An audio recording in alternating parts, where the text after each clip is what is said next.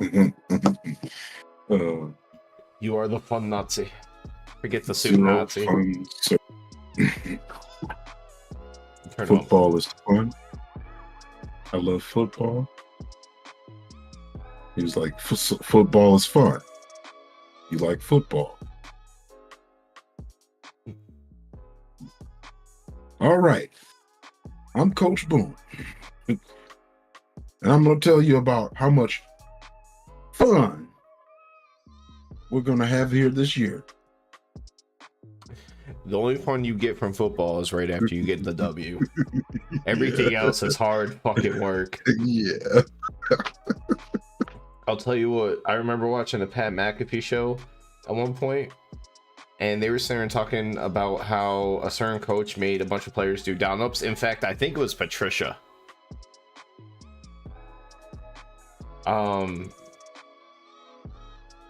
But the whole thing is they were sitting there talking about doing down ups and the amount of down ups that they were doing. Up downs, down ups, burpees, whatever you call it, wherever you were from. But I can only tell you what we called them when we were in high school. So they're like, yeah, we haven't done more than like 40 since like maybe college. And I'm like, the fuck? In high school, we did hundreds. What was it, like 200? I remember 200, yeah. And the thing is, dude, I only did 1 year, but that was freshman year. It's not even like, so we were all super young and undeveloped. Yeah, by like senior year, it was rough because I was doing down ups with a 300-pound body by senior year. Well, no, I think I was like just under 300, but still. Hey, Linda, what's going on? I wonder if it's like a regional thing, because you know, you see the people doing like CrossFit and stuff, and I always hear like burpees and stuff. But then, like, you'll see something about like Texas high school football, and they call them up downs or whatever. I'm like, why is it? Yeah. Why are we the South odd ones? calls them up downs. We call them down ups. And then in the fitness world, they're burpees. And I think the most fucked up thing about that whole situation is we weren't even told to do them the right way. Yeah. They wanted you to drop and hit your chest on the ground. Not like, hey, we're gonna do the kick the legs out, right, catch yourself, do a push-up. Go ahead and take your old ass to bed. Lyndon, this won't be the first time range of motions puts you to sleep. You're behind. I popped in his boxing beta stream earlier today, and I said something about you knocking him out there too. Jones, I don't even have to tell you, son. I ain't even got to say nothing. And the biggest shame is going to be when Brandon knocks your ass out. I mean, he's already taken your spot, but he's about to knock you out of the playoffs in fantasy for good. You're going to get knocked out by the skinniest dude I know. Ooh. I swear to God, if Brandon tanks this week and he gets knocked out of the playoffs and Lyndon gets back in. Wait, aren't you facing Brandon? No. I have Aramis this week. Oh, wait, that's right. He's facing, I think it's... No, he's facing George, who's in a battle with Mark. So it's not even like we could be like, tank, bench everybody, give Brandon the W, conspire against this man over here. Yeah, Jones, we signing your contract out of the playoffs. That's what we do. Brandon's facing Charlie, or you're facing Charlie? Everyone's facing Charlie. We don't want anybody giving you a pass.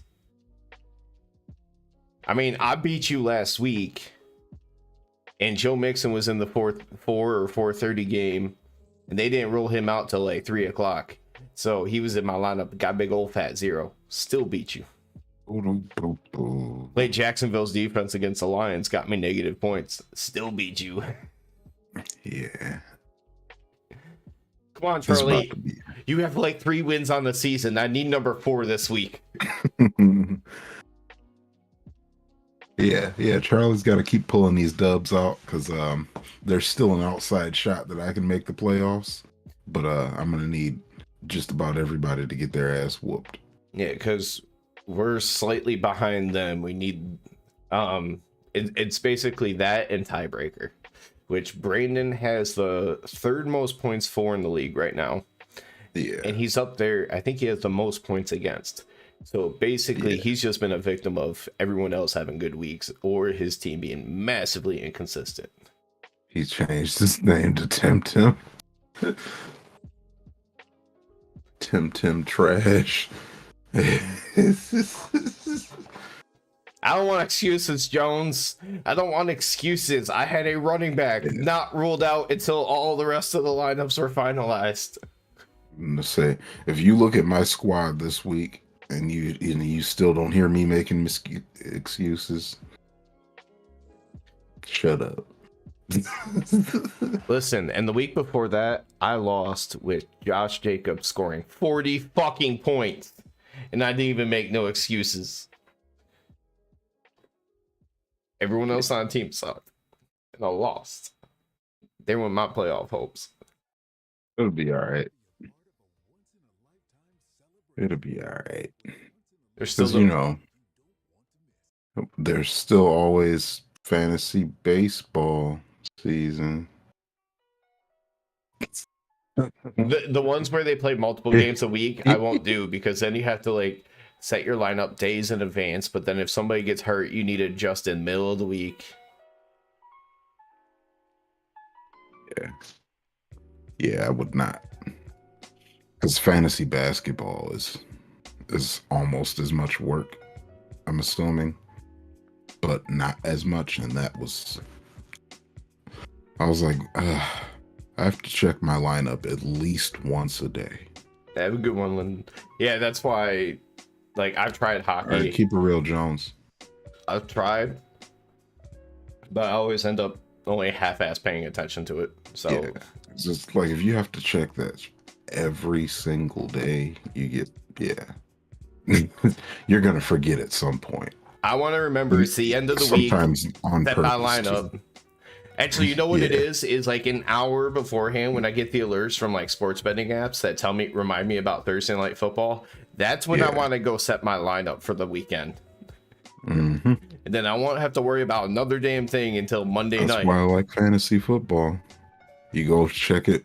You know, if you need to do some waiver wire pickups, you check on Tuesday, and then you check on Thursday again, and then you don't really have to check, other than, you know, unless if you got somebody on the injury report, you might want check in. That you might do at like literally noon on Sunday.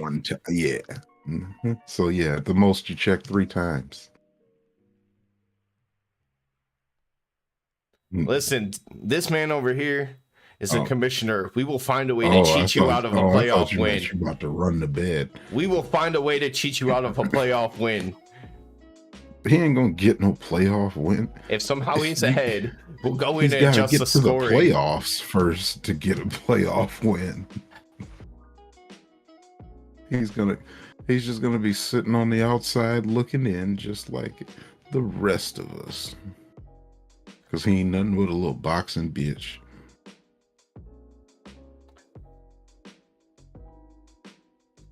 Yeah, you heard it.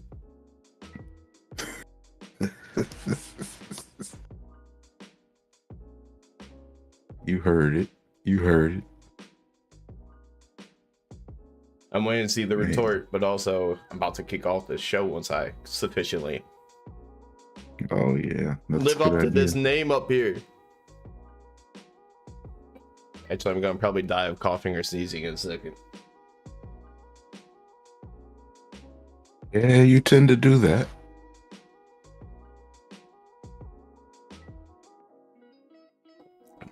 I mean, every once in a while, Lyndon, they do make one-hit wonder documentaries. They're great stories 20 or 30 years down the road. Is that gonna go on the Tie and Roll YouTube page?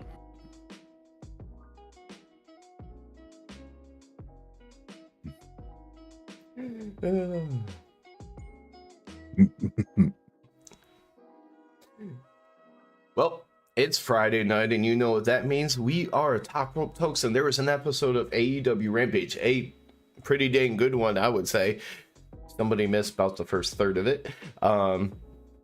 Sleepy ass. Look, man, these shows be late. I'm just saying, that guy over there. I'm range of motions. Yeah, that's why if you go back to those couple of times they started Rampage, not even started them later, but they did the 2 hours way too late at that point. Yeah, those 2 hour ones, dog. We're old men over here. I can't even imagine what it would be like being in person, because watching the last half hour ish, like it's usually a main event, but you're still just sitting there like, okay, hurry up. And I don't want to be watching wrestling saying, okay, hurry up. I mean, there's been a few times in all the shows that we went to recently that I've been like, okay, hurry up. But sometimes it's like the start of the match going slow. Sometimes it's a match that's going way, way too long. Like a GCW show that was super, super violent at some point. I was like, okay, can we move on? Can we get past this part? Because this is just unnecessary violence at this point. Yeah, that was GCW. I was like, what? All right. Since we haven't kicked into a show like story beat yet, I can retort to this. You say watch boxing. I hate to tell you this, and I heard this from a kickboxer like that's been in MMA. They outright said like some of that stuff is no good outside of making that money, because cool, you're gonna punch somebody in the streets, they're not punching back, they're pulling something out. So at least with all the other sports, you'll make a whole lot of money. I don't know about that. It's hard. I would struggle probably watching boxing now for the same reason we kind of cringe about. I know you like boxing, but I mean, most professional boxers in a street fight would probably only need one punch. The problem is most people don't fight anymore outside of paid competitions with 16-ounce gloves on. You can kill somebody without gloves. I ain't trying to ever get into no fights with anybody anymore. Not since like school, because weapons come out way too much now. Yeah. See, I don't know what happened to the old days. You know, these was all you need. You win some, you lose some. Now, see, you live to fight another day. A really good boxing match was still entertaining when you have a good amount of countering and all that stuff. But if I see someone get pummeled, it's gonna be like watching somebody get dropped on their head repeatedly in wrestling. I'm gonna be like, this is not good for your brain. Please throw in the towel. Like watching Deontay Wilder stumble around for rounds upon rounds against Tyson Fury and then still demand rematches. And yeah, see, like at some point, like those first times when you see someone get messed up and they're not quite right, I'm too quick, like, okay, just please stop. Have your corner call it, because do not risk not being able to remember shit at the age of 45. Yeah. But yeah, boxers. Wait. It was in the contract. The rematches, maybe.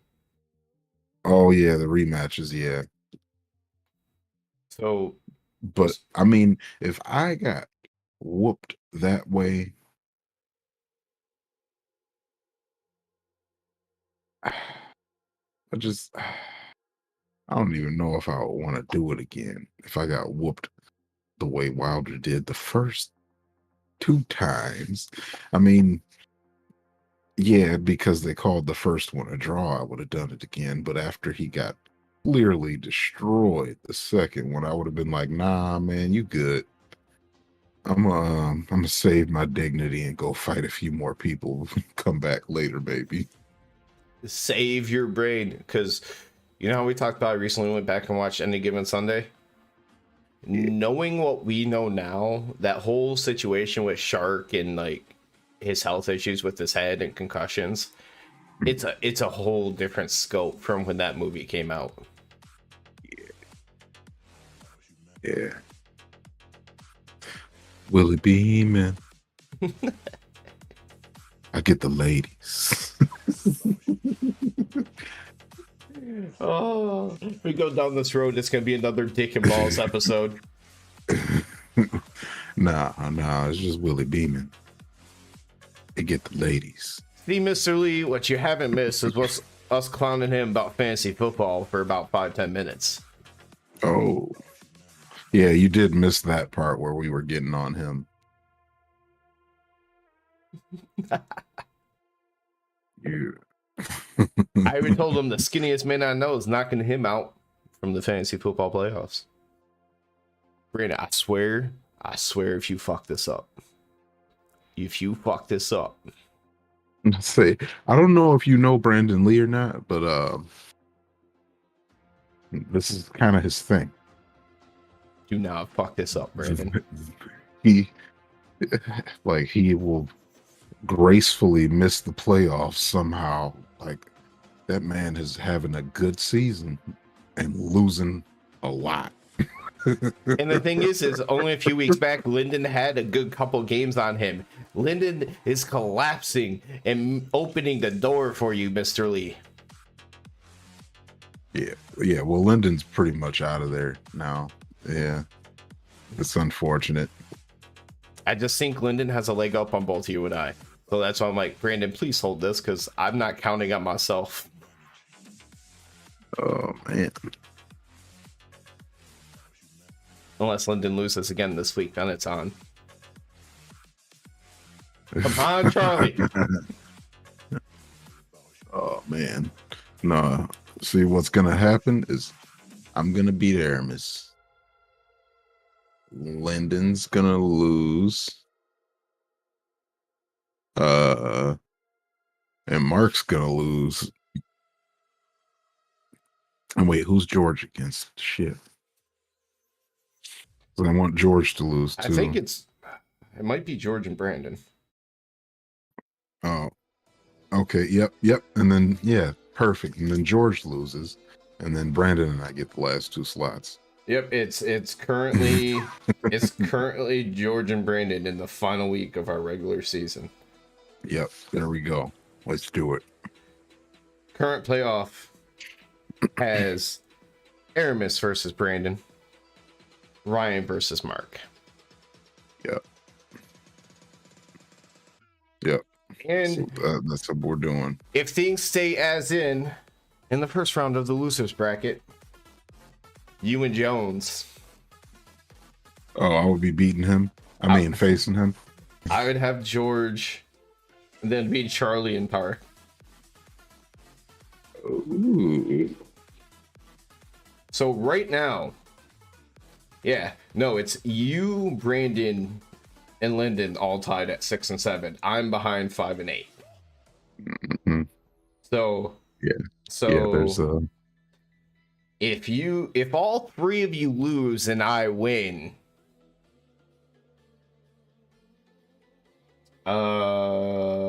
you'd also have to cover a lot of points. No, that's what I'm looking at right now. You'd have to cover like 200 number. points. So that's the thing. Like, they probably have to both score. Well, Brandon probably would have to score like 0 points, and you'd probably have to score like 200. I'm only like 100. It's like 170. Okay. 170. However, all right, so the most Brandon, important thing is if you sit every single player on your team, you'll lose and not beat Linden, so don't risk it. But the big thing about that for tiebreaker is Brandon has currently 37 points on Linden. Even though people have scored over 100 more points against Brandon than Linden. You lucky bastard. It's about the only way that you beat Range doing a boxing fight. A little bit of luck. You got a puncher's chance. You got a puncher's chance. Man. He still hit like a bitch.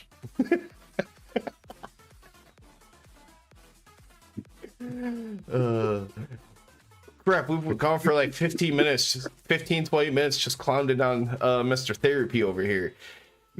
He's gonna need therapy. I mean, his that's ego's why too he's big. boxing therapy. He's got that big head. He'll be all right. Wait, no. But we got the ultimate big head with George in the league, so just remember that being his name for so many years. I feel like George started to kind of grow into his head. Like he bulked his up. head doesn't look so massive anymore. He's got them traps now. It helps. Yeah. Good job. You finally grew into your head. But speaking of completely muscular, strong boys, this kicked off AEW Rampage. Jon Moxley versus one of your favorites, Mr. Takeshita. Yeah. Konosuke. Oh, don't you worry. The crowd was definitely chanting his name at some point during this match in a big way. They better have been. In a big way. Have you been watching on Have you been watching on YouTube? Because apparently Don Callis has been hanging around Takeshita, like maybe to start up some kind of alliance down the line. Yeah. He's just been watching his matches at ringside. He was up in the skybox tonight. Okay. They cut to him a couple of times. It would not be a Mox match if he was not bleeding and bleeding early. Of course. But like something we have mentioned recently, it happened during the commercial break. All right. Come on. I don't even remember if it was picture in picture. You and I talked about how we get distracted, and it's probably because of an audio thing, just triggering our brain to go to the, corresponding video. So they come back and they show the video. They were outside brawling ringside, and Mox was in the corner, and Takeshita hit a big running big boot, and he was bleeding a pretty good amount. Enough that by the end of the match, like his blood was all over Takeshita's body. So bleeding everywhere all the time. I would say Takeshita got the majority of the offense in this match. He looked really good. I think they kind of got to give him some kind of a decisive finisher. That's kind of original though, because I don't even see him ever going for anything like that. Yeah. Because I've been watching a lot of his YouTube matches, because if he's wrestling, it's worth seeing no matter what it is. But yeah, he's been using the German, like the German and the bridge cover. Mm-hmm. Yeah, see, and we know that's not going to get him to championship status. Yeah, like he has the best German suplex out there, but yeah, I don't know if it's a finisher. However, so he did go for a fog splash again. After, he's been kicking ass most of this match. He's really getting most of the offense. Went for a frog splash. Mox got his knees up and hit about a dozen of the hammer and anvil elbows. And then he hit a Death Rider. Takeshita kicked out at 1. Oh. I told you I was going to have a little bit of fun with you on this one, because I was like, this is going to be where it might surprise him.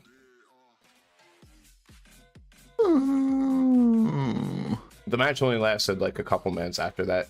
Didn't go super long, but at some point they counter each other doing the Takeshi actually went to do the stomps to Mox, got some in, but then Mox hit some up kicks before being able to get on his back and then do a bunch of elbow strikes to the back of the head, which I kind of hate seeing considering you can't even do that legally in MMA. Yeah. Well, you know, it's pro wrestling, man. It's brutal. See, at least in like MMA, you can kick somebody in the dick and you get a warning and a point deduction. It's not a DQ. So it's completely flipped. But then he was able to wrestle him into the bulldog choke. Yeah. Brandon's here, so I feel like I gotta say it again, and you have to do the whole thing. Mox got him into the bulldog choke. So he got him into the bulldog choke. I was just figured. Yeah, so he was wrestling it. He didn't go down. He's fighting it, and this is where you got the really big Takeshita chance. They were going crazy, but he eventually fades. Mox wins. Unfortunately, Mox wins. Of course. So I got to surprise you a little bit, but the end result is the same. Takeshita, banger match against some of the top guys. No way. I mean, everybody kicks out of Death Riders now, but not usually after like a dozen hammer and anvil elbows either. Then the Death Rider, and then at one. Yeah, that's what I was like, at one. Okay, all right, but usually he does end up having to do the bulldog choke. Because a lot of times when you go from the hammer and anvil elbows, especially as many as he did, into some kind of finisher, that's been typically the end of the match after you get to do like that or the stomps to the point that the dude looks passed out. But then to kick out at one. Thank you for giving him something in this match. Yeah, I've said it. I feel like I'm a broken record. Tony Khan is not watching our podcast. Tony, we need, like, we appreciate that you're putting Takeshita on our televisions, but stop putting him out there to look good in losses. It's gonna kill his momentum. I mean, I think it's working for him like right now because like that whole kick out at one and then fighting and choke, like it's helping build that crowd reaction for him. Yeah. But you have to reward that. If you don't do it, giving him some wins. Yeah, if you wait too long, it's over. It can't be on dark. Like, you got to stop giving him his only wins on dark. There's people in that mid-range that are AEW stars that you can have him beat, as opposed to losing to Moxley again. But that wasn't the end of it. I mean, it was for them. But as soon as the match is over, Hangman's music comes out. Comes on, he comes out, he has a mic, he gets right in the ring, he says, Doc Samson won't clear me because of my brain. Well, I guess that gives me a reason for why I might not be thinking straight. And just straight up forearm shot and attacks Mox. Starts to brawl with him ringside. BCC came out. I saw Claudio kind of grabbing to try to separate. I was like waiting. I was like, is he going to pick someone up? Is he going to carry somebody away? No. Instead, they kind of played up Hangman's injury a little bit more, and he got shoved into the ring post before they pulled Mox away. And Hangman kind of played up being like woozy and off balance. Okay. At least I hope he played it up. I don't think he would have threw that forearm shot if he legitimately wasn't cleared and wasn't ready. Right. I think, yeah. It sounds like definitely work. Yeah. Yeah, so that's coming up, but winter's coming next week. We obviously know we're going to get another Hangman and Mox match. The winner's coming next week. So is this going to be the right after New Year's special match? Because it's not happening next week. Maybe so. Yeah, because his winner is coming is next week. Right. Yeah. MJF and Starks. Yeah. Okay. All right. So yeah, it's definitely not next week then. So, did you get to see Stokely's video package? So, comes up, all dressed up. I think he's in like a pretty nice parking garage or something. I wasn't entirely paying attention in the background. Nice suit, all that good stuff. Says this Did is he talk about dick riding? No. Please tell me he talked about dick riding. No, not this time. But he did kind of get to reference a little bit that old story. Because it's AEW news, he shows that when Moriarty faced Hook for the FTW championship, that there was a rope break, even though Hook's foot wasn't actually under the ropes. Big old word overlays saying like conspiracy and stuff, and they're going to get justice for Moriarty. Video package cuts. I mean, sort of like his recording. He says cut kind of thing. And so like when that would end and the video is still recording, he's like, hey Keisha, let's get some Waffle House. Still got some of that MJF money. All the all-star meals for you, girl.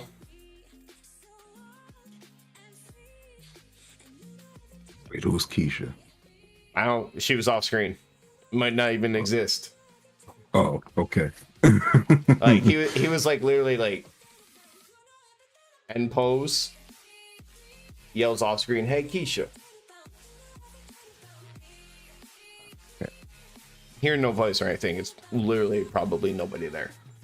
Okay. All right. I understand much better now. I understand much better.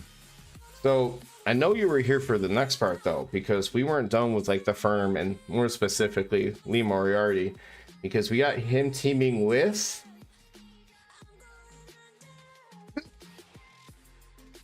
what's his name? His name is Big Bill now. What in the world?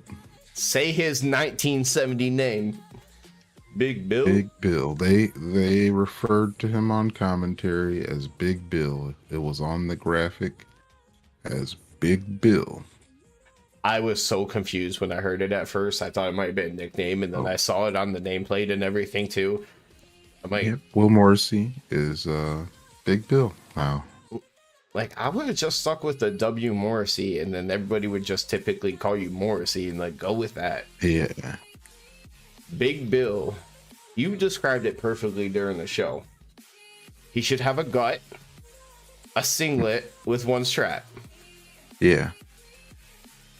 Yeah, like that's the only thing that I could picture when I heard Big Bill. I was like, oh, now he's an old-timey wrestler. Like, I'm literally picturing when I see that and hear that name, those old like black and white wrestling posters advertising an event. Yeah, where they're standing there with that odd pose like that. Like, who was gonna do that? Yeah, but those two had a tag team match, if you want to call it that, because they went up against Clayton Bloodstone and Izzy James. Yeah, I didn't even catch those names.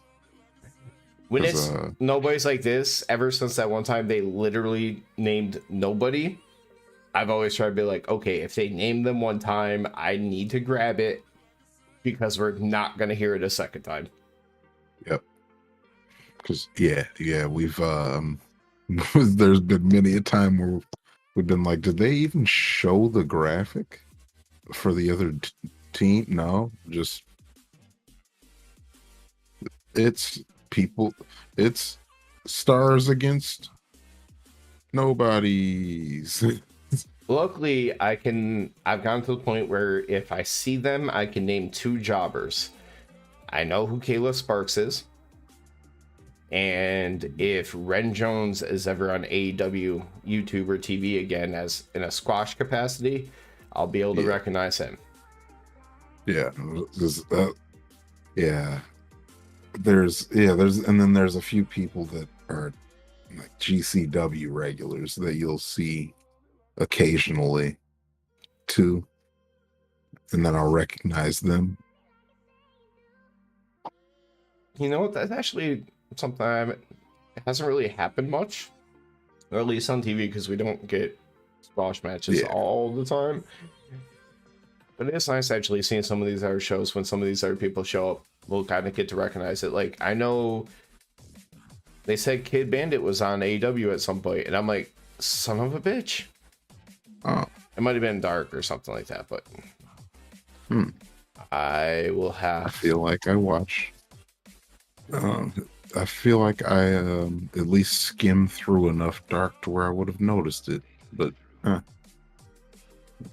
that's cool. It doesn't really matter with this match. They were toying with them left and right. Like at one point, they had, or Lee had both Izzy and Clayton in some kind of hold at the same time. Oh yeah, that I think one was like an abdominal stretch and one was in a leg lock of some sort. Yeah. Maybe Kid has it because I just tried searching it, but nothing.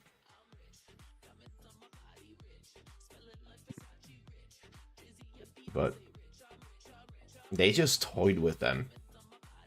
Oh yeah. Like Moriarty was just smiling the entire time. But in the end, Izzy jumps off the top rope to kind of try to sneak in on him. And that didn't work out. Big Bill. Fuck.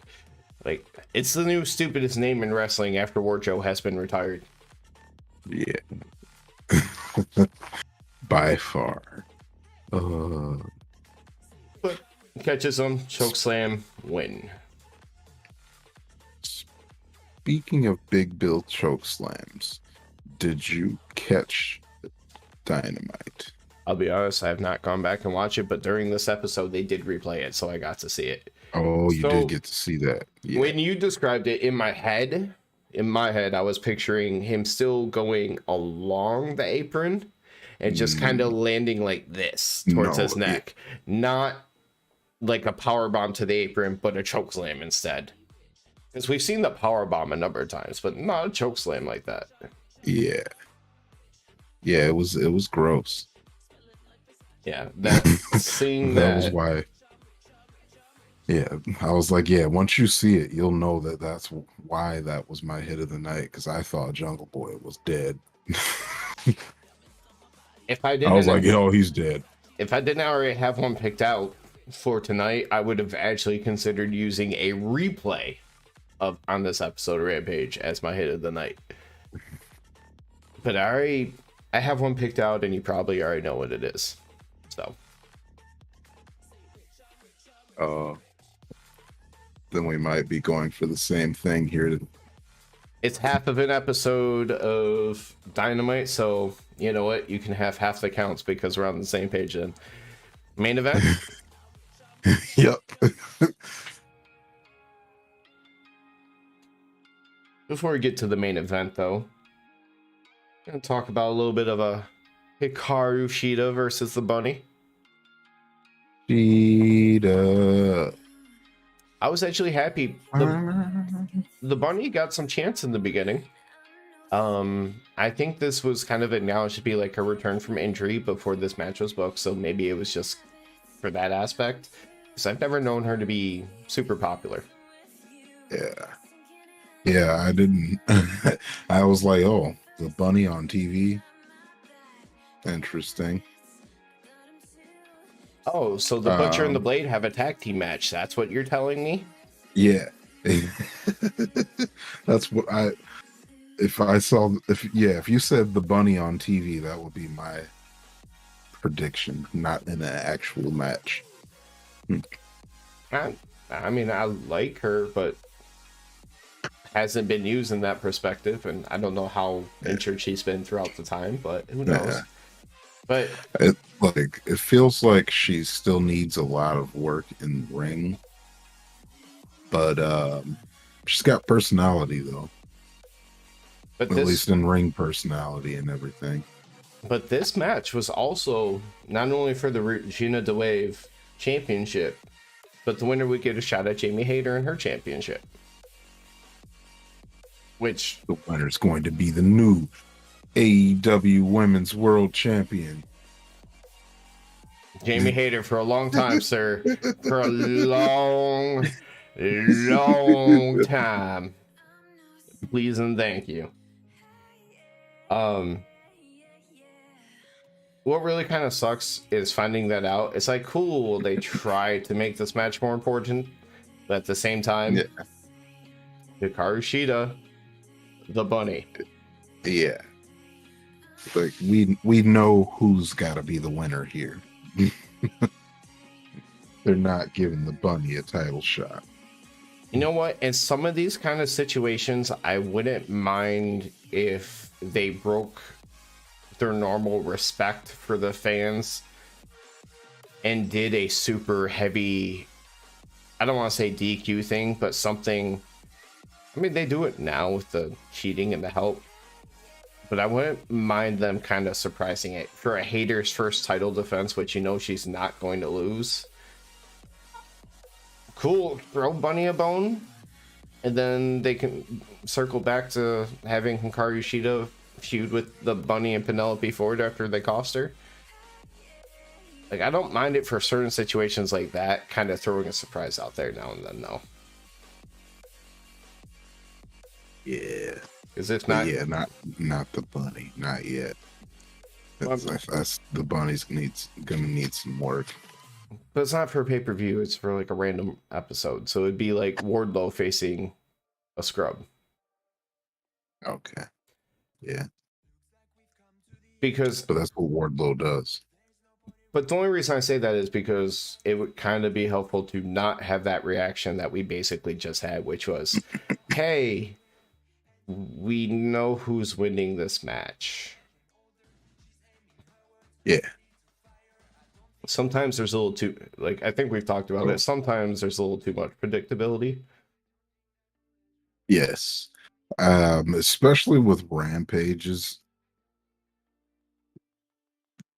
Very often the matches are, hey, we obviously gave this person a match so that you would watch this episode, and they're facing whoever though. Just because we needed to just grab somebody to put on Rampage. Right. I mean, so let's take away the match that we didn't know who they were facing, which was the squash match we just talked about, and look at the three matches that we knew were happening. Mox versus Takeshita. Yep. Peta versus the Bunny. Yep. Orange Cassidy versus mystery opponent for his championship. Yep. If I asked you before the show, how would your predictions have gone tonight, Range? Let's see here. Mox Shida. You would basically be tied with Jade with the number of losses you took, which is 0.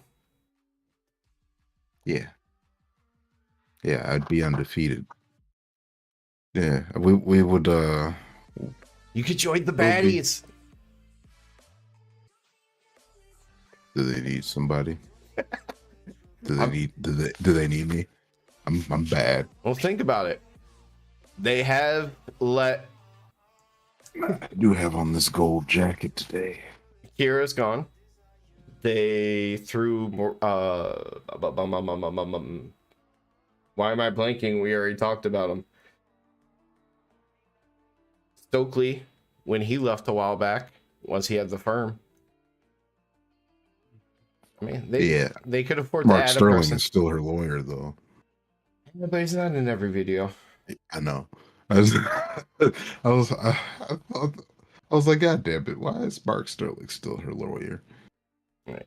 So Anyway, we kind of talked about interference. It did happening. Oh, I also would know whatever we want to call the reverse head the night of would be. We haven't figured out that title, but we're gonna come up with something for that. So, but I know what you talking about. The bunny's going for down the rabbit hole. Sheeta reverses it. Does her own down the rabbit hole on the bunny. Is pinning her. 1, 2. Penelope Force slides the kendo stick into the ring like in front of Aubrey. Distracts her, so she stops her count. Picks up the kendo stick and looks at Penelope like, what? What? Like, why? Okay. You're a referee. And you're counting to 3, and someone slides a kendo stick and doesn't do anything else, and it lands in front of you. How much is that changing your count?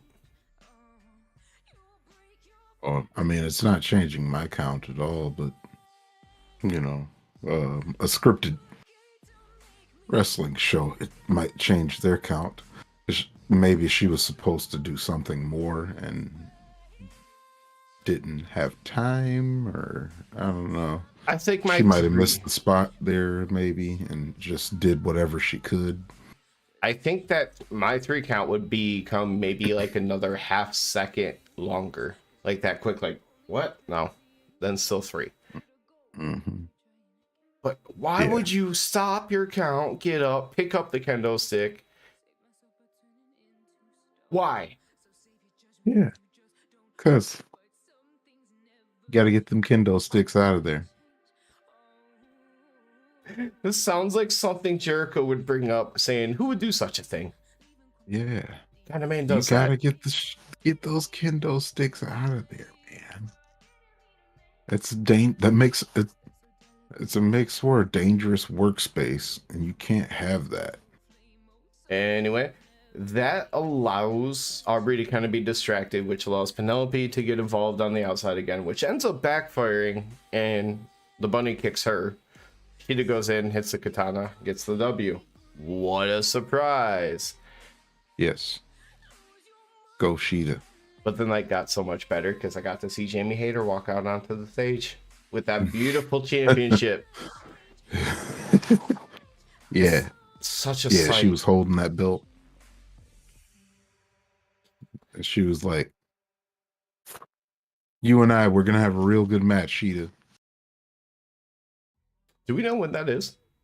No. I don't think they said when. Couldn't remember. I wonder if that's on Winter is coming. But that would be nice. Usually, if anything, they do a lot of things like 1 week apart, which would mean Rampage next week. Hey, Sheeta on Rampage 2 weeks in a row? Cool. Yeah. I'd be down for that. That'd be... Yo, give us a man. There we go. That's a good Rampage main event. For ratings, I'm not sure it would be, but I would enjoy it. That's what I'm saying. To me, it would be a good one. Yep. But yeah, maybe not for ratings. I don't know. But I think they lack the overall star power, but I would love it. I think AEW should start trying to force women's matches into main event more often, or at least Rampage main event. Be down for that. Yeah. I feel like you still need... I think you need 2 big matches on every show. Yep. And as long as you do that, you can mess with the order however you want. Because I also understand from when we went, that first match on Rampage might be the most important thing after your downtime in between shows and everything. Get the crowd fire back up. And also it's still earlier. But yeah, you gotta give them something to look forward to at the end of the show too. So, had too many weak Rampages. I'm thankful you stepped it up this week, but keep it going. Yeah, keep giving us some Rampage stuff. So, we talked about Rampage stuff. We talked about this before. There's been times where I feel like Rampage was a very specific wrestling attraction show. Like CM Punk at first was almost exclusively on Rampage. Or no, he might have not been. I think Danielson might have. been on Rampage a bunch. But then Hook was almost exclusively Rampage for a while. Like, so they would have those things that people want to see that they kept on Rampage, so it kind of felt like its own special thing. Yeah. Yeah, that's what they did with they were doing it with Orange Cassidy for a minute, but then Still kind of is, but yeah. But he's like sporadically on Dynamite now, like too. But for a little while, it seemed like he was like almost strictly Rampage. I think after Starks is done, after he unfortunately loses to MJF, I mean, not unfortunately, I mean, we know it, we kind of want it, but love Ricky. When he goes back down to dethroning whoever for TNT Championship or whatever he does next, I think he'd be a really good guy to kind of make Rampage his show. Yeah. I think that would be good. That way, yeah, that way, because we've been saying that the TNT title should be the top prize for Rampage. Also, it's the AEW show that's still on TNT. Yeah. It just makes all that much more sense. That would be cool. Kind of like back in day with how important Miro matches were when he was TNT champ and everything. Like, that should be a staple of Rampage. But they can wrestle. I think they try to do it with Jade. But the thing is, the women's division as a whole was kind of weak. She's not putting on banger matches. She's the TBS champion. It's the wrong channel. I mean, I could see in ways that they may have tried and it just doesn't feel the same. So figure it out. Go back. Whatever was working, go back to it. Yeah. I don't know. Yeah, I like the idea of having people that kind of only wrestle on certain show on Rampage, just to make you say, "Oh, I gotta watch Rampage because I won't get to see X person." Also, if you can have a star kind of treat something as like his show, there's a different dynamic to it. Like, think about The Rock on SmackDown versus The Rock on Raw. Yeah, SmackDown's his SmackDown fucking show. Mm-hmm. On The Rock show. Talking about Ricky Starks. Oh God, the Great Value Rock. I didn't even. Sorry, the Pebble. I didn't even think about that connection to go right from one to the other. Dollar Store Dwayne. Dollar Store Dwayne. But you had just mentioned this guy a moment ago. There was a TNT. I mean, we were talking about the belt, the TNT Championship. Son of a bitch, that's not even the right title. Yeah. Well, fuck me. Take a second, then reset in the. At least I can kind of cut that out after I made myself kind of feel stupid for a moment. Like, dang. Know what my reverse hit of the night is.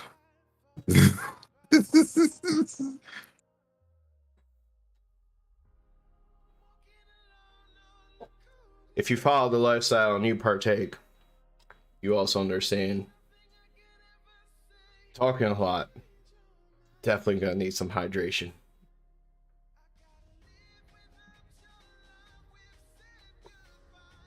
That beautiful, beautiful dry mouth. Beautiful mouth. Let's try it. So. Yeah. But our main event of the evening, the All Atlantic. The main event. That's Danhausen's line. Yeah, my bad. I stole Danhausen's line. Orange Cassidy versus Kip Sabian's mystery opponent for him. Main event promo. Mystery opponent still not revealed.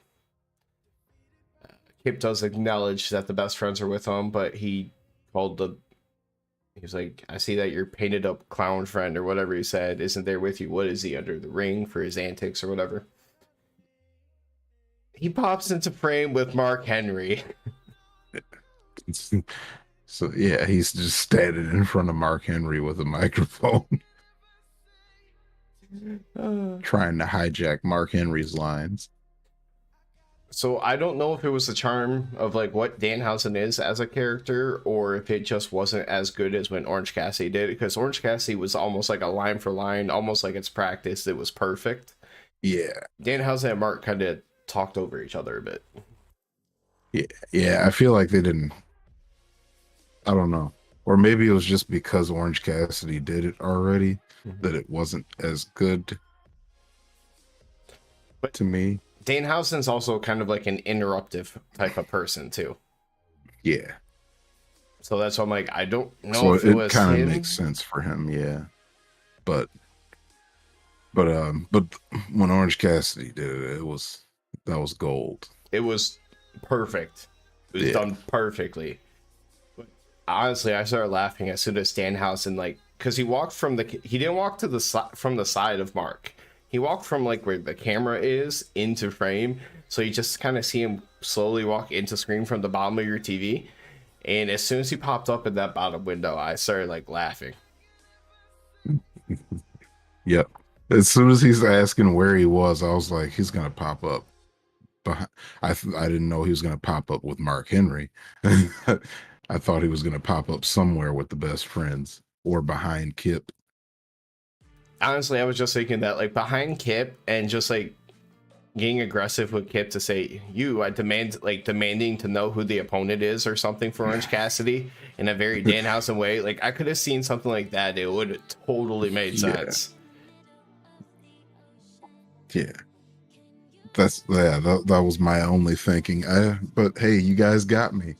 He was down there with Mark Henry.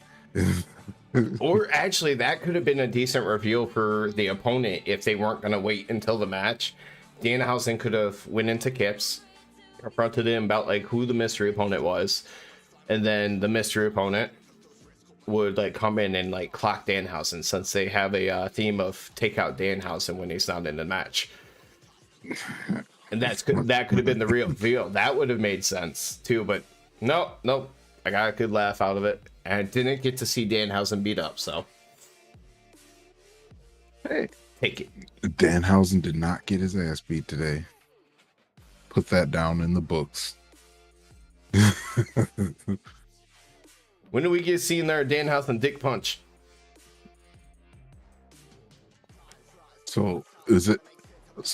Question, is it a Danhausen dick punch no matter who does it, or is it only a Danhausen dick punch when Danhausen does it?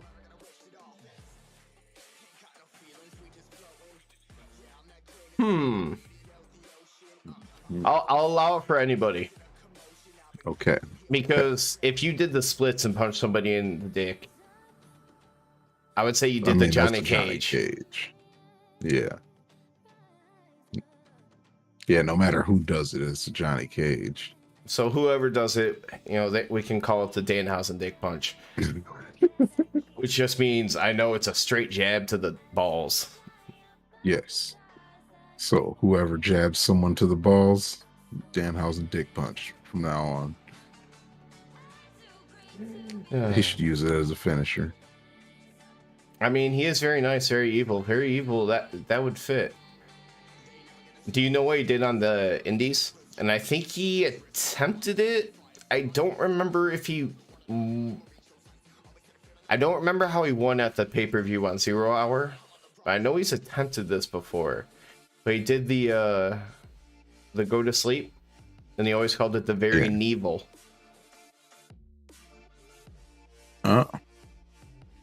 I can't remember what he's used. Yeah, I don't remember 0 Hour from Yeah. a month. Actually, it was only weeks ago. It wasn't even a month ago.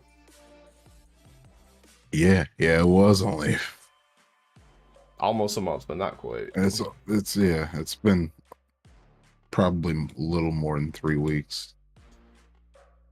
Yeah. So we get out to ring, of course, because you have a mystery partner. The champion has to come out first for once. They don't usually do that too much in AEW, but you kind of have to when you have a mystery opponent. Kip comes out first, stands on the ramp. Music hits. Screen says Trent Seven, still in his full on Mustache Mountain style gear. Oh, Mustache Mountain. His hair is silver as his wrestling gear. Yeah, he for any of our watchers out there that are One Piece fans, gave me real Silver's Rayleigh vibes.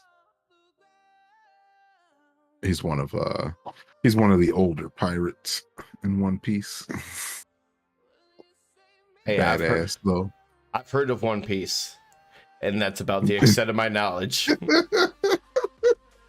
I've heard of One Piece. Thank you for hearing about One Piece.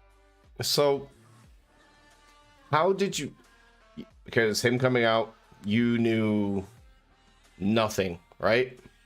Right. It's like, who the hell's this old man? After the match, what's your impression? It looks like a One Piece character. He's got some moves, yo. Like, yeah, he's like, I would have liked to see him when he was younger, when he was in good shape, because he's not in the best shape anymore. But he's got some moves. I'm not 100% sure if he's ever been in amazing shape, but I've only been aware of him for like the past 5 years. So okay, yeah, maybe that's just how he be. But yeah, he still moves better than a lot of these other big dudes out there too. Oh, I'm looking at an older picture of him, and I mean, he wasn't skinny. It looks like he might have been decently built though, but definitely slimmer than what he is now. But yeah, can definitely go. That's what I was kind of hoping for, was just over the course of the match you would get to appreciate that the man can go in more of a, for the most part, in more of a traditional wrestling style as well. Mm-hmm. Yeah, I mean, well, yeah, I guess I would kind of expect that style from him, being a bit older. I'm curious about when you see him possibly go full British strong style, because one of the guys that he runs with, he does a lot of joint manipulation, and sometimes that kind of stuff will make you cringe. Like one of the guys that he would run with, obviously fake, but I think he snaps his finger for the sound, but he'll do something where he'll grab like fingers, and then you'll just see kind of like that arm breaker where somebody rips at the arm.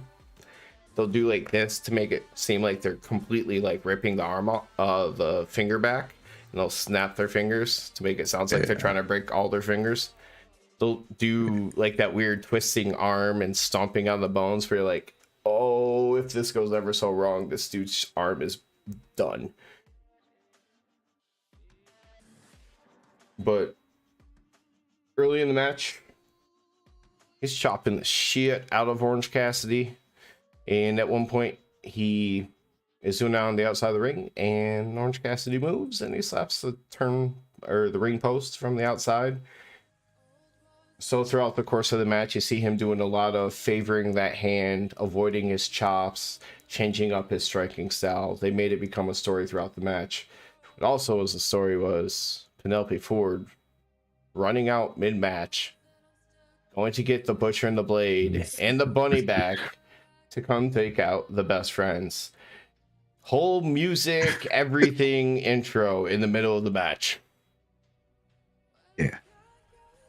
Yeah, Butcher and Blade just come out. They don't even get very far because Trent and Chuck run up to the ramp ready to scrap because Trent and Chuck is always ready to scrap. This is obviously just a setup to make Kip being able to get involved without any of the other guys around. Obviously, yeah, that's all it was, hey, now Kip is free to get in the way. It was funny though, like with all the people at ringside, there was a couple times that he would just be around Orange Cassidy and Orange Cassidy would knock him on his ass. Yeah.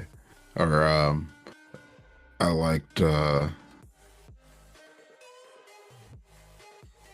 when Trent was, what was it? He was coming in for the drop kick or not? No, it wasn't a drop kick. It was some kind of kick. And Orange Cassidy just moves Kip in the way instead. If I'm not crazy, it looked like he did a very Orange Cassidy thing and kind of like did the whole grab of like a collar shirt and stuff. Yeah. Did the whole like wind up punch like he was going to kind of fake him out of it, and then last second pulled him forward. Yep. Yeah, that was fun. You want to also was really, really fun? A twisting fucking pile driver. Yeah. Yeah. Hit of the night. Because I had never seen it before. And it looks vicious. I mean, watching Impact, I don't know how different it is from a normal one, but it just looks hella cool. Different. It looked good enough for both of us to pick it as hit of the night. And that's in the match I had Mox in it and Takeshita, where you know strikes are gonna go crazy. Yeah. Yeah, that thing was that was one of the coolest pile drivers I've ever seen. I mean, I've never seen one of those before, so that makes it stick out like that. But yeah, it looked good. Like I said, Trent's got some stuff, man. And we talked about it like as it happened. Like other company where I was familiar with him from, they really took away pile drivers. Dangerous move if it goes wrong. Understandable. Right. So, you know, if that's always in his arsenal, I didn't see it for years. Blew my mind for a moment. It was on display tonight, and damn, son. No, I'm thinking, and important thing, potentially. I haven't looked on Twitter to see, but when he walked out on his like towel over his shoulders or on his jacket, on one of the two, he had an AEW patch. And he's not from Texas, I'll tell you that much. He's from overseas. Yeah, he's from across the pond, as Kip Sabian said. I'm wondering if this means it's not a one-off. I don't know where he'll fit into the AEW world, necessarily. He's gonna replace Regal. He's not that old. There's probably... Well, he's younger than CM Punk. He's got a few years on... He's got a year or two, maybe like 2 years, 3 years on Kenny. Because Trent's 41. Actually, he might be younger than... How old's Claudio? He's an age. But I don't know. He's probably not that old. So, in the end, though, Orange Cassidy is able to hit an orange punch and then a beach break on Trent for the win. Surprise. By the way, Claudio is also 41, but his birthday is late December, so he'll be 42 at the end of the year. Oh, you old bastard, Claudio. That could be a really fun match. Old bastard versus old bastard. I mean, Claudio with his strength isn't going to be, he'll be able to handle Trent's size to be able to do all of his normal stuff. Mhm. Trent's a Yeah, difference. that would be cool. That could be fun. Yeah. Yeah, Styles, like stylistically, that will work. Because he could pull off pretty much everything he did today against Claudio, too.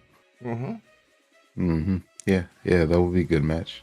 And I wonder if Claudio will be from overseas. I don't know how much training he did overseas, where he might be more familiar with certain styles to be able to work any like a different style from most of the other people, where they can really pull to make the match different. But this is just fantasy booking at this point. No indication of anything coming up. Right. The one thing that we do know that's coming up. What's up? Oh, no, I was just, you know what? Just go ahead, because you're getting where I'm getting. It's probably a tag team match with Dustin teaming up with Orange Cassidy, because after the match, Kip comes in and they attack together on Orange Cassidy. Trent needs a little bit of convincing.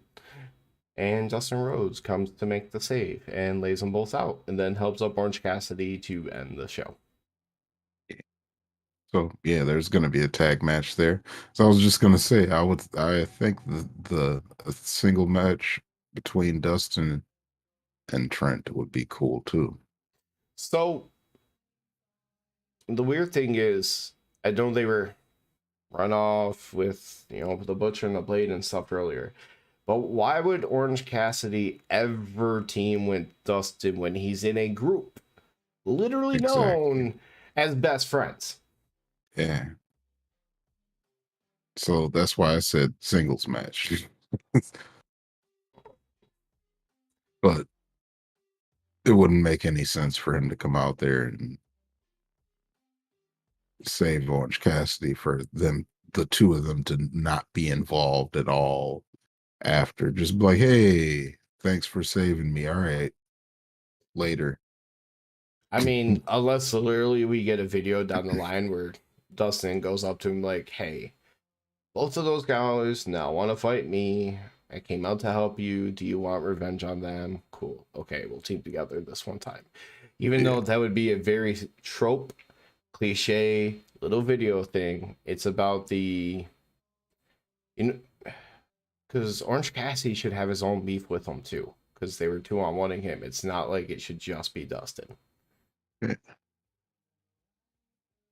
Yeah, so it's gonna be easy to set that up. That'll be who knows, a Rampage thing, maybe. Yeah. I mean, I don't really watch the YouTube stuff much. Does Orange Cassidy wrestle much on there? If ever? Nah. He pretty much just comes out with Trent and Chuck when Trent and Chuck wrestle. That makes a lot more sense. Orange Cassidy is a special attraction. Yeah. Yeah, so he's just there. But he doesn't wrestle on Dark.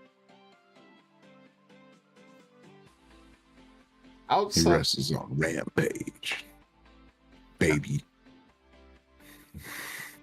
Outside of that, I mean, I talked about the Stokely video earlier because I could tie it in with the Lee Moriarty squash match with Big Bill. Big Bill, bro. So now the part of the show in which probably will not get a video on YouTube. Recapping of video packages that may or may not matter. Did you get to see the Hobbs video tonight? I think that was early on. Okay. I didn't get to see the Hobbs video tonight, unfortunately. It was like another video of him walking through what people would say not so nice streets, I guess.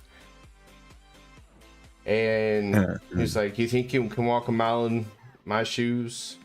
Talks about certain things that he's gone through, like he's cleaned his brother's blood off the front porch.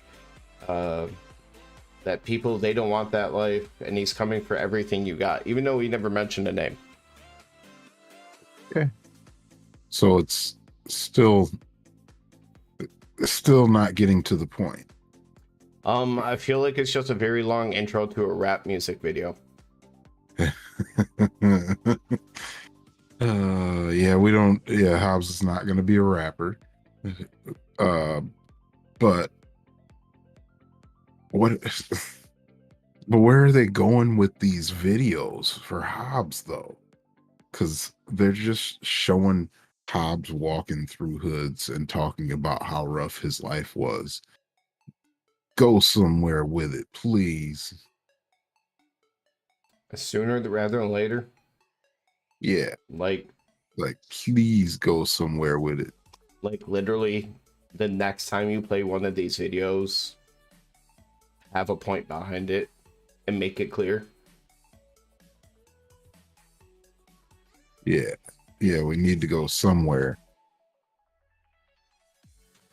But you should have been back for the quick little video of FTR with Lexi basically just accepting the challenge from them boys for Final Battle. Nothing really to cover there, unless you remember anything. No. They hyped it up nicely, but nothing major. Nothing really. Just they obviously accepted the challenge. Yeah. Now, on to a different couple of people teaming up. We had a Eddie Kingston and Ortiz little video. Oh yeah. Biggest thing I got out of this was Ortiz basically feels like a child the way the House of Black picked him up and put him down. Yeah, he was not happy about that. I understand Ortiz. Like, you don't want to just be tossed around like a little man child thing, you know? So he said, fuck the House of Black. I'm whooping their ass. And I get it, Ortiz. You don't back down from nobody. So that's gonna be a House of Black's like only match that they have until they face the Elite. So it's gonna be just. So who are Eddie and Kingston and Ortiz gonna get? Because I feel like you gotta have the trio to make, because you're building up House of Black right now as this powerful trio. So you don't want to just have two featured. You gotta have all three. I don't know, because I heard him and Santana were on the outs before Santana even got injured, so I can't really imagine that that's the case. I mean, it could be. It could. I know they've randomly brought in old friends of the past, but I can't think of anything that's going to make... I don't know. Damn, I just realized that this video is called Top Rope Tokes Reviews AEW Dynamite. I changed that. I swear on my life, I changed that. Yep. It's Top Rope Tokes Reviews AEW Dynamite. I don't know how to necessarily change that in OBS for YouTube like I'm in right now. So I'm not gonna worry about it. I'll change it after effect. But Santana I don't think would be an option. I have a question for you.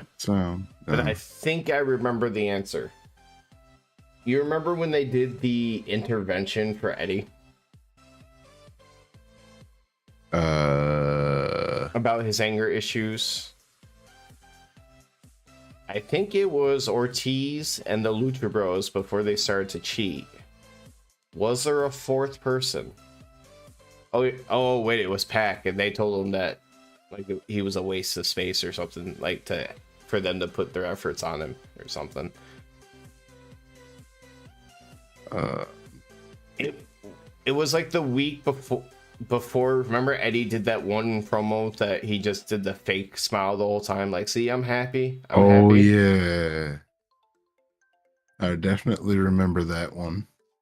They had like that intervention type sit down with them in the back like the week before. Oh yeah, yeah. Uh-huh. But I think it was those four. I think it was Lucha Bros, Ortiz, and Pac was there because he's with the, that Yeah, triangle.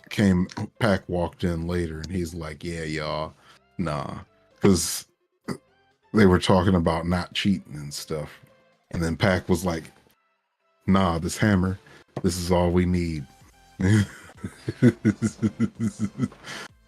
Yeah, I was just trying to remember if there's somebody else in there that would kind of lead us to it, but I can't think of anything. Oh. And last but not least, possibly the most useless one, but hey, I don't want to say the most useless one because there's a point to it, but Shane Taylor Promotions video basically hyping up Final Battle. This was just to give people more of an introduction to Shane Taylor and whoever his tag team partner was. I can't even remember what his tag team partner's name. I think it was like JD Griffey. That's yeah, it was something Griffey or Griffin or something like that. Yeah, I don't know exactly what, but yeah.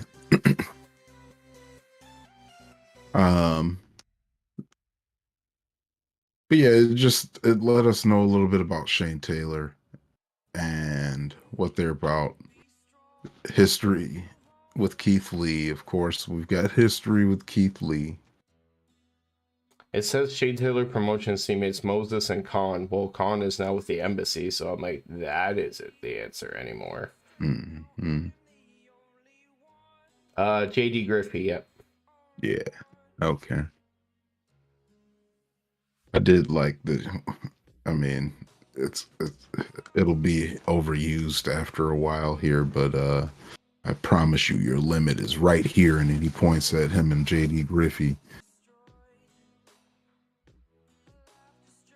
So it was basically just, yeah, I know Keith Lee and I still want to wrestle him. And they had a bunch of clips of them like teaming up from back in the day, since AEW now owns Ring of Honor. Yeah.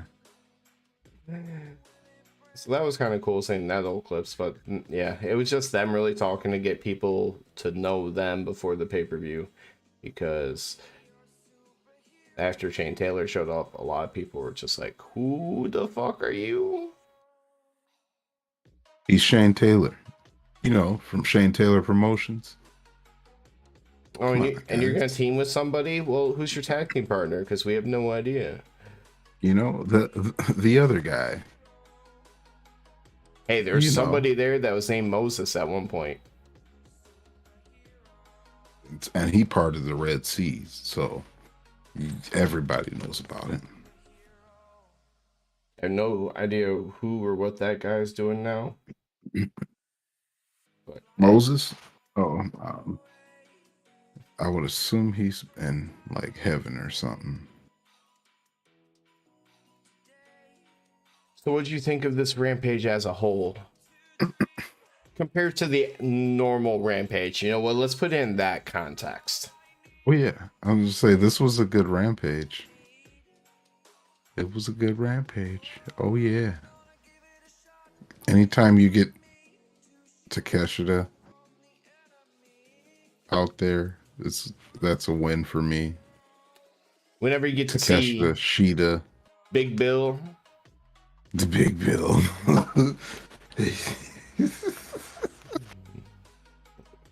Oh man. I will say outside of that though, when you get to watch a wrestling show and you get to see a move that you have never seen before with a twisting, I mean, we've seen pile drivers, but never that pile driver. When you get to see something brand new in today's world, that's different too.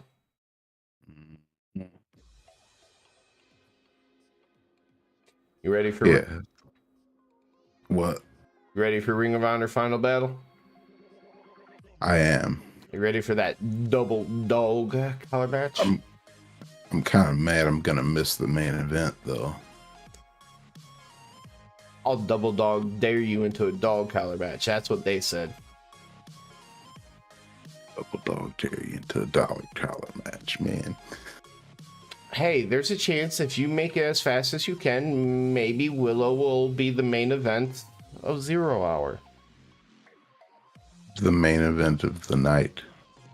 But I just mean, if it goes on 0 Hour last, you have a chance. You Yeah. have a chance. Oh, you best believe I'll be riding like the wind. Bullseye. Yes, the traffic better be out of my way. Or else. Is that possible considering where you live and the amount of construction that's usually been going on right there? Oh, I'm gonna bring I'll probably just bring a shirt with me so I don't have to wear my cooking, whatever I'm gonna be. Oh, Saturday morning, probably gonna be cooking eggs and pancakes. So yeah, I'm gonna change my shirt so I don't smell like eggs and pancakes. And then What? yeah. But that's not a bad smell. I'll probably get really fucking hungry. Yeah, because I usually smell strongly of different foods.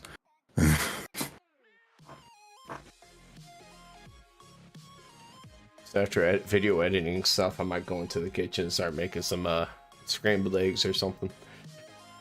I go back to bed.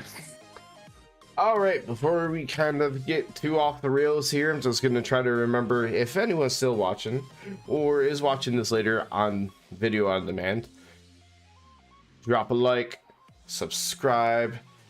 There's a little thing in the description of the video. It's called the Discord link. Come and talk wrestling with us. Mm-hmm. Drop comments, all that good stuff. We want to hear from you. We want to talk wrestling and just enjoy in the stories, kind of try to predict the future, you know, all the normal wrestling stuff. Yeah, man. Maybe, we love you. I'm going to try to remember, and maybe this could be a thing that happens. I am going to try to remember to bring my little phone stand. No, I can't do that because I'm going to actually want to be on my phone. I was going to say, might record like reactions to the dog collar match or something like that. For clip purposes, I don't know. We'll see. Let's all enjoy Final Battle together. Everyone, have yourselves a wonderful weekend. Closing words?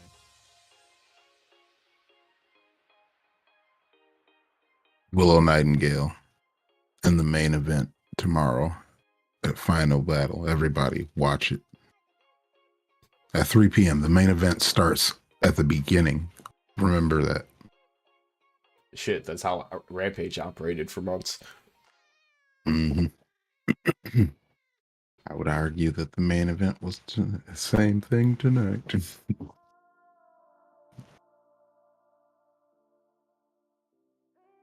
I mean, there was a title match for the main event, but and they had the mystery opponent. So, like, for those reasons, I can see why it was the main event. But yeah, Takeshita, yeah.